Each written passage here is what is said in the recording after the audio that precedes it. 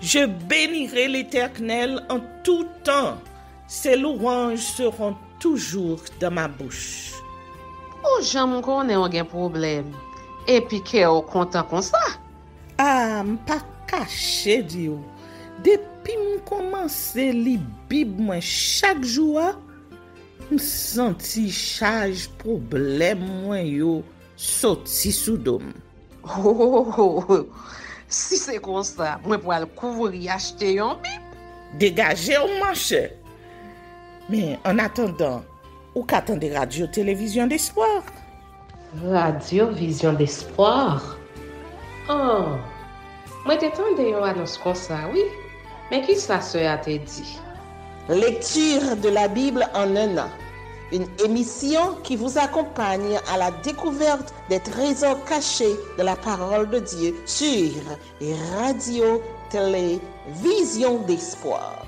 Chaque jour de 11h à 11h30 du matin, excepté mercredi 5h30, 6h de l'après-midi, samedi 7h30, 8h du matin, avec les sœurs Chantal Saint-Hubert, Claude Louis Orisma et votre servante Maudeline Maurice Hilaire.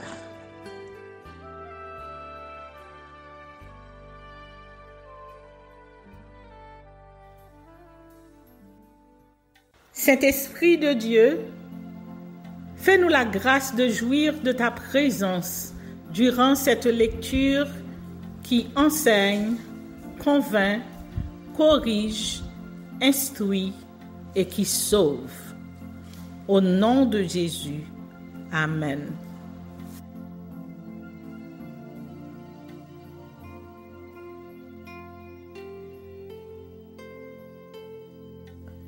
Deutéronome chapitre 25. Les querelles. Lorsque les hommes ayant entre eux une querelle se présenteront en justice pour être jugés, on absoudra l'innocent et l'on condamnera le coupable. Si le coupable mérite d'être battu, le juge le fera étendre par terre et frapper en sa présence d'un nombre de coups proportionné à la gravité de sa faute. Il ne lui fera pas donner plus de 40 coups, de peur que si l'on continuait à le frapper en allant beaucoup au-delà, ton frère ne fût avili à tes yeux. Tu n'en muselleras point le bœuf quand il foulera le grain. Le mariage entre beau-frère et belle-sœur. Lorsque des frères demeureront ensemble et que l'un d'eux mourra sans laisser de fils, la femme du défunt ne se mariera point au dehors avec un étranger, mais son beau-frère ira vers elle, la prendra pour femme et l'épousera comme beau-frère. Le premier-né qu'elle enfantera succédera au frère mort et portera son nom, afin que ce nom ne soit pas effacé d'Israël. Si cet homme ne veut pas prendre sa belle-sœur, elle montera à la porte vers les anciens et dira « Mon beau-frère refuse de relever en Israël le nom de son frère. Il ne veut pas m'épouser par droit de beau-frère. » Les anciens de la ville l'appelleront et lui parleront. S'il persiste et dit « Je ne veux pas la prendre », alors sa belle-sœur s'approchera de lui en présence des anciens, lui ôtera son soulier du pied et lui crachera au visage. Et prenant la parole, elle dira « Ainsi sera fait à l'homme qui ne relève pas la maison de son frère. » Et sa maison sera appelée en Israël la maison du déchaussé. Lorsque des hommes se querelleront ensemble, l'un avec l'autre, si la femme de l'un s'approche pour délivrer son mari de la main de celui qui le frappe, si elle avance la main et saisit ce dernier par les parties honteuses, tu lui couperas la main. Tu ne jetteras sur elle aucun regard de pitié. Les poids et les mesures. Tu n'auras point dans ton sac deux sortes de poids, un gros et un petit. Tu n'auras point dans ta maison deux sortes d'effats, un grand et un petit. Tu auras un poids exact et juste. Tu auras un épha exact et juste, afin que tes jours se prolongent dans le pays que l'Éternel ton Dieu te donne. Car quiconque fait ces choses, quiconque commet une iniquité, est une abomination à l'Éternel ton Dieu. La destruction des Amalécites. Souviens-toi de ce que te fit Amalek pendant la route lors de votre sortie d'Égypte. Comment il te rencontra dans le chemin et sans aucune crainte de Dieu tomba sur toi par derrière, sur tous ceux qui se traînaient les derniers pendant que tu étais là et épuisé toi-même. Lorsque l'Éternel, ton Dieu, après t'avoir délivré de tous les ennemis qui t'entourent, t'accordera du repos dans le pays que l'Éternel, ton Dieu, te donne en héritage et en propriété, tu effaceras la mémoire d'Amalek de dessous les cieux. Ne l'oublie point.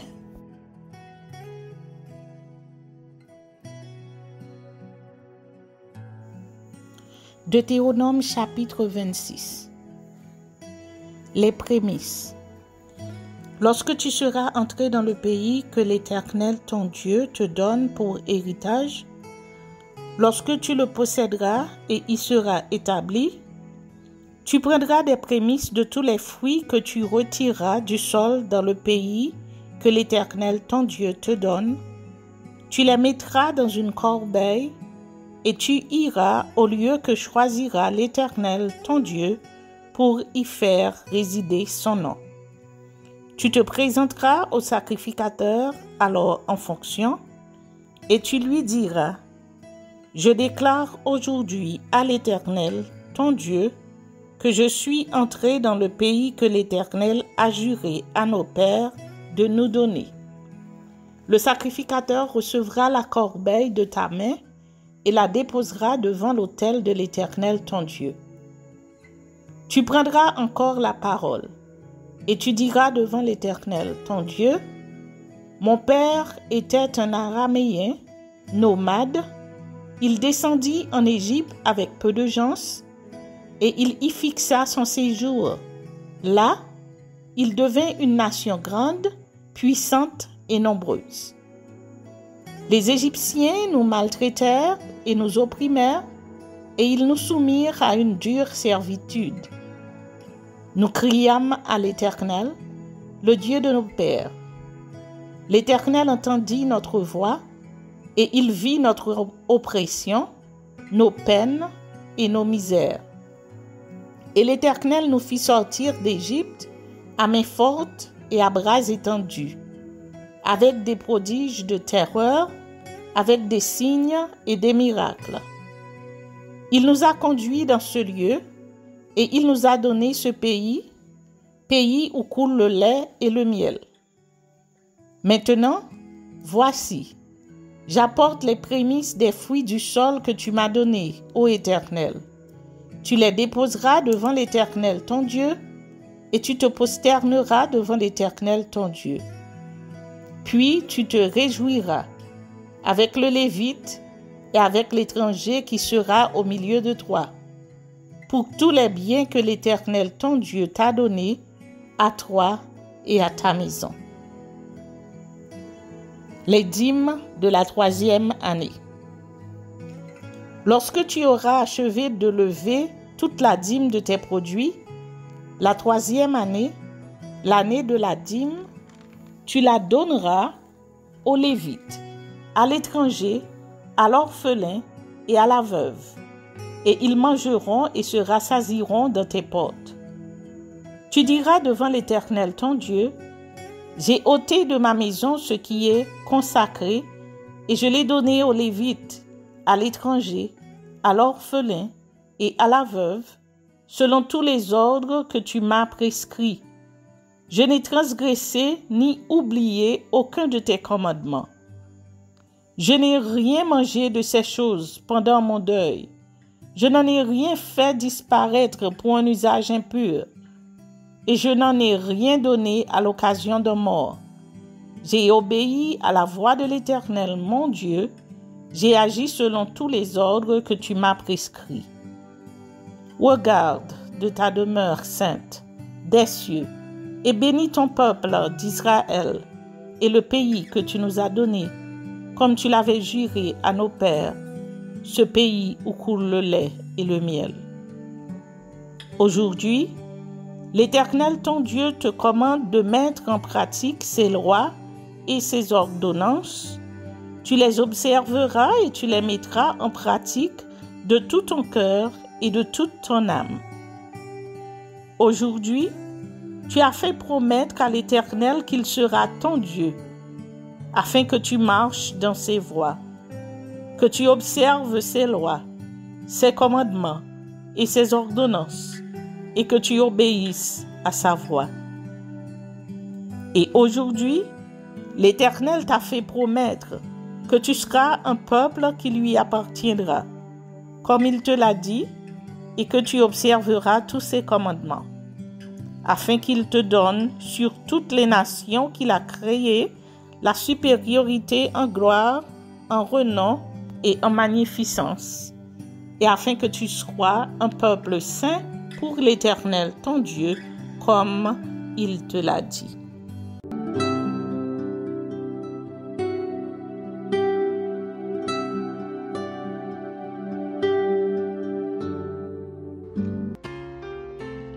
Ésaïe chapitre 7. Prophétie contre Israël et la Syrie. Il arriva du temps d'Akaz, fils de Jotham, fils d'Ozias, roi de Juda, que Rétsin, roi de Syrie, monta avec Pékash, fils de Rémalia, roi d'Israël, contre Jérusalem pour l'assiéger, mais il ne put l'assiéger. On vint dire à la maison de David, les Syriens sont campés en Éphraïm. Et le cœur d'Akaz et le cœur de son peuple furent agités comme les arbres de la forêt sont agités par le vent. Alors l'Éternel dit à Ésaïe, va à la rencontre d'Akaz, toi et Shear-Jashub, ton fils, vers l'extrémité de l'aqueduc de l'étang supérieur sur la route du champ du Foulon. Et dis-lui, sois tranquille, ne crains rien, et que ton cœur ne s'alarme pas.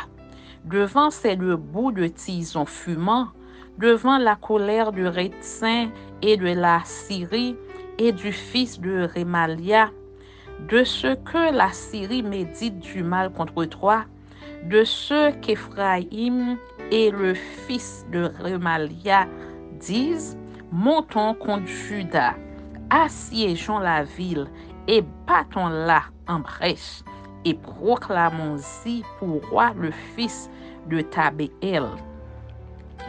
Ainsi parle le Seigneur l'Éternel, cela n'arrivera pas, cela n'aura pas lieu, car Damas est la tête de la Syrie et Rétsin est la tête de Damas. Encore 65 ans, Éphraïm ne sera plus un peuple. La Samarie est la tête d'Éphraïm et le fils de Rémalia est la tête de la Samarie. Si vous ne croyez pas, vous ne subsisterez pas. L'Éternel parla de nouveau à Akaz et lui dit, demande en ta faveur un signe à l'Éternel ton Dieu. Demande-le, soit dans les lieux bas, soit dans les lieux élevés. Akaz répondit, je ne demanderai rien, je ne tenterai pas l'Éternel. Ésaïe dit alors, écoutez donc, maison de David. Est-ce trop peu pour vous de lasser la patience des hommes que vous lassiez encore celle de mon Dieu? C'est pourquoi le Seigneur lui-même vous donnera un signe. Voici, la jeune fille deviendra enceinte. Elle enfantera un fils et elle lui donnera le nom d'Emmanuel. Il mangera de la crème et du miel jusqu'à ce qu'il sache rejeter le mal et choisir le bien. Mais avant que l'enfant sache rejeter le mal et choisir le bien, le pays dont tu crains les deux rois sera abandonné. Menace contre Juda. L'Éternel fera venir sur toi, sur ton peuple et sur la maison de ton père, des jours tels qu'il n'y en a point eu, depuis le jour où Éphraïm s'est séparé de Juda, le roi d'Assyrie. En ce jour-là, l'Éternel sifflera les mouches qui sont à l'extrémité des canaux de l'Égypte et les abeilles qui sont au pays d'Assyrie. Elles viendront et se poseront toutes dans les vallons désolés et dans les fentes des rochers, sur tous les buissons et sur tous les pâturages.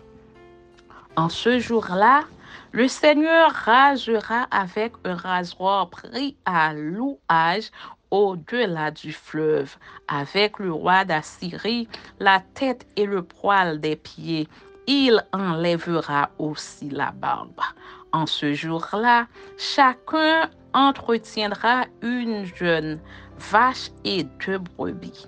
Et il y aura une telle abondance de lait qu'on mangera de la crème, car c'est de crème et de miel que se nourriront tous ceux qui seront restés dans le pays. En ce jour-là, tout lieu qui contiendra 1000 sept de vigne valant 1000 cycles d'argent sera livré aux ronces et aux épines. On y entrera avec les flèches et avec l'arc, car tout le pays ne sera que ronces et épines. Et toutes les montagnes que l'on cultivait avec la bêche ne seront plus fréquentées, par crainte des ronces et des épines. On y lâchera le bœuf et la brebis enflera le sol. Amen.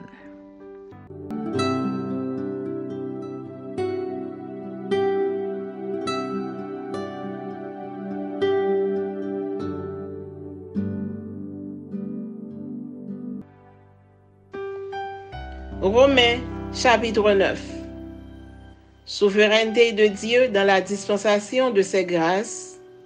Le salut annoncé aux païens par suite de l'endurcissement d'Israël. Conversion finale et salut des Juifs. Je dis la vérité en Christ, je ne mens point. Ma conscience m'en rend témoignage par le Saint-Esprit. J'éprouve une grande tristesse et j'ai dans le cœur un chagrin continuel. Car je voudrais moi-même être anathème et séparé de Christ pour mes frères, mes parents selon la chair, qui sont israélites, à qui appartiennent l'adoption et la gloire, et les alliances, et la loi, et le culte, et les promesses, et les patriarches, et de qui est issu selon la chair le Christ, qui est au-dessus de toutes choses. Dieu béni éternellement. Amen.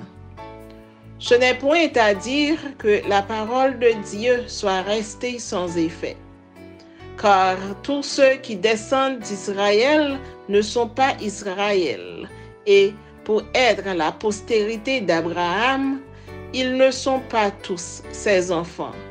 Mais il est dit, en Isaac sera nommé pour toi une postérité, c'est-à-dire que ce ne sont pas les enfants de la chair qui sont enfants de Dieu, mais que ce sont les enfants de la promesse qui sont regardés comme la postérité. Voici, en effet, la parole de la promesse. Je reviendrai à cette même époque, et Sarah aura un fils. Et de plus, il en fut ainsi de Rebecca, qui conçut du seul Isaac, notre père. Car, quoique les enfants ne fussent pas encore nés, et qu'ils n'eussent fait ni bien ni mal, afin que le dessein d'élection de Dieu subsistât, sans dépendre des œuvres, et par la seule volonté de celui qui appelle, il fut dit à Rebecca, l'aîné sera assujetti au plus jeune, selon qu'il est écrit, j'ai aimé Jacob et j'ai haï Ésaü. Que dirons-nous donc? Y a-t-il en Dieu de l'injustice? Loin de là. Car il dit à Moïse, Je ferai miséricorde à qui je fais miséricorde, et j'aurai compassion de qui j'ai compassion. Ainsi donc, cela ne dépend ni de celui qui veut, ni de celui qui court, mais de Dieu qui fait miséricorde. Car l'Écriture dit à Pharaon, « Je t'ai suscité à dessein pour montrer en toi ma puissance, et afin que mon nom soit publié par toute la terre. » Ainsi, il fait miséricorde à qui il veut, et il endurcit qui il veut. Tu me diras, pourquoi blâme-t-il encore? Car qui est ceux qui résistent à sa volonté?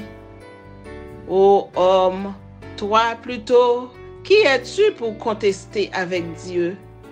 Le vase d'argile dira-t-il à celui qui l'a formé, « Pourquoi m'as-tu fait ainsi ?» Le potier n'est-il pas maître de l'argile pour faire avec la même masse un vase d'honneur et un vase d'un usage vil?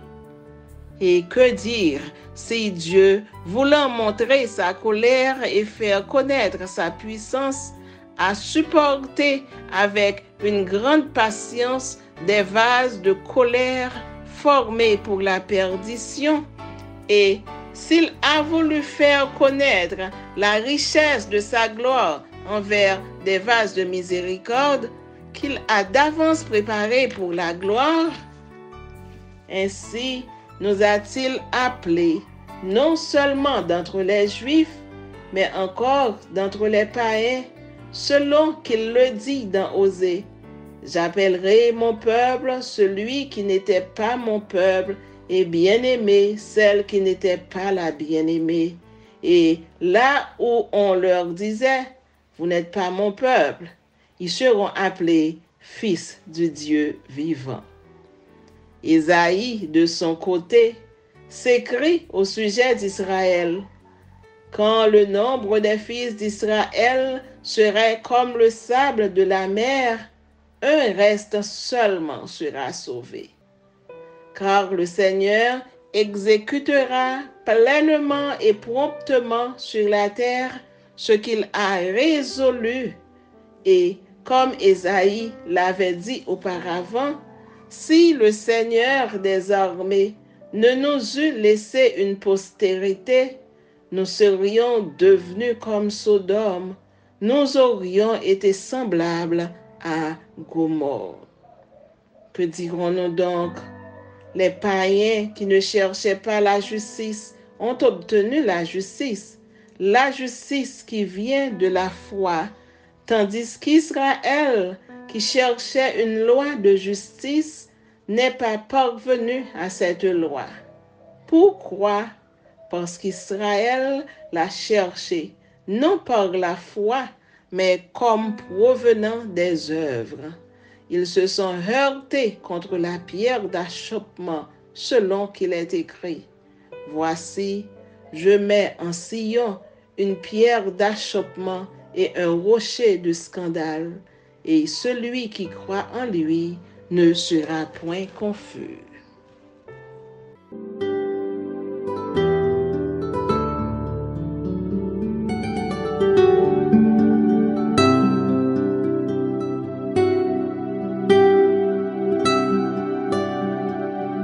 Merci Seigneur de nous donner le discernement dans la lecture de ta parole, que nous y prêtions attention afin d'appliquer notre cœur à la sagesse. Amen. Que celui qui a des oreilles pour entendre, entende, et que celui qui lit fasse attention.